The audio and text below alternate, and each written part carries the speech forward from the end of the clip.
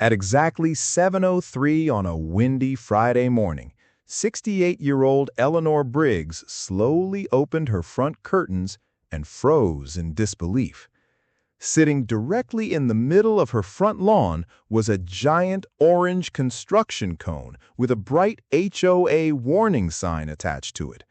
The sign read, "Unapproved medical equipment. Removal required." Eleanor stared at the words for several seconds before realizing the HOA was talking about the small aluminum accessibility rail installed beside her front steps after her recent hip surgery. The same rail her doctor insisted she needed to avoid falling again. And according to the HOA president, it was now considered an eyesore that violated community appearance standards. Within weeks, the quiet retirement neighborhood would explode into lawsuits, public outrage, and one viral confrontation that completely destroyed the HOA president's reputation.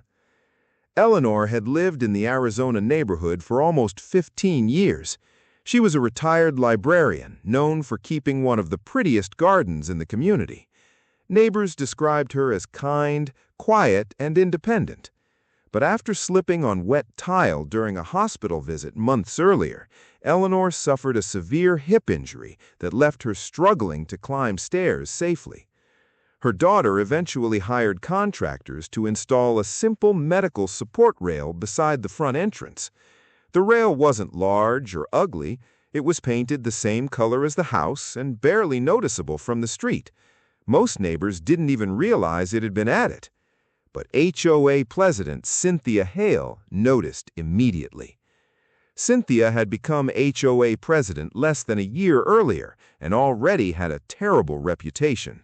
She constantly complained about lawn decorations, parked vehicles, garbage bins, and house paint colors.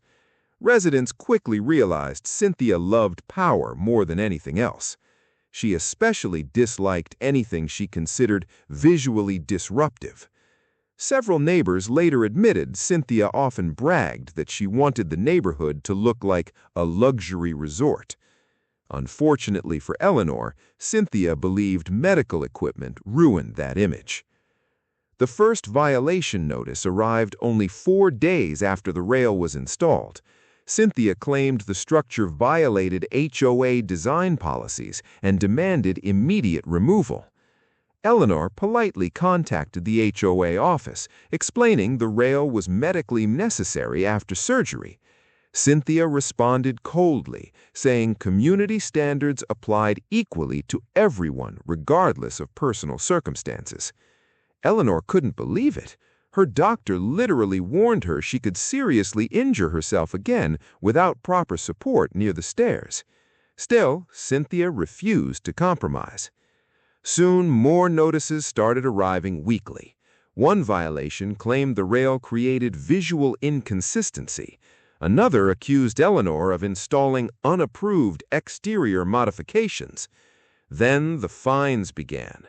$500, then another $500, then legal processing fees. Within 2 months, the HOA claimed Eleanor owed nearly $9,000 over a medical safety rail. Things became humiliating after Cynthia started publicly discussing Eleanor during HOA meetings. At one meeting, Cynthia projected enlarged photographs of the front entrance onto a screen while criticizing the rail as institutional-looking. Several residents immediately looked uncomfortable hearing the comments.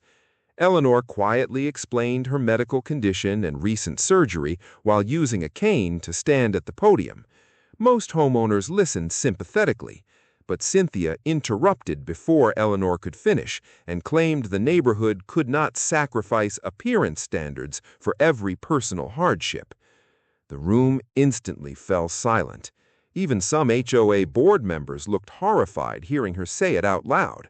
After the meeting, support for Eleanor quietly spread throughout the neighborhood. Neighbors started helping her with groceries and yard work after hearing how aggressively the HOA was targeting her. One resident even offered to build decorative flower boxes around the rail so Cynthia would stop complaining. Eleanor politely declined because she didn't want anyone risking HOA fines themselves. Meanwhile, Cynthia became even more aggressive. Eleanor suddenly received violations unrelated to the rail entirely. The HOA cited her for bird feeders, garden decorations, and even a small wind chime hanging near the porch. Residents slowly realized Cynthia was personally targeting her. Then everything escalated one rainy afternoon. Eleanor slipped while walking outside to retrieve mail and nearly fell down the front steps. Thankfully, she grabbed the rail in time and avoided serious injury.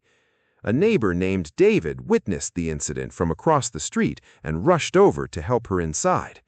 Shaken and angry, David later confronted Cynthia during an HOA inspection round and demanded she stop harassing an elderly woman over medical equipment. Cynthia responded by saying, if she's too fragile to live alone, maybe she shouldn't live here anymore. David secretly recorded the conversation on his phone. That recording changed everything. Within hours, neighbors began sharing the audio privately throughout the community. Residents were furious hearing Cynthia openly mock Eleanor's condition. One homeowner posted the recording online alongside photos of the harmless rail. The story spread rapidly across local social media pages. Thousands of people were outraged that an HOA would target an elderly woman recovering from surgery over a safety rail. Then more residents started speaking out. One disabled veteran revealed Cynthia repeatedly complained about his wheelchair ramp. Another homeowner said Cynthia tried banning temporary mobility transportation vans from parking overnight.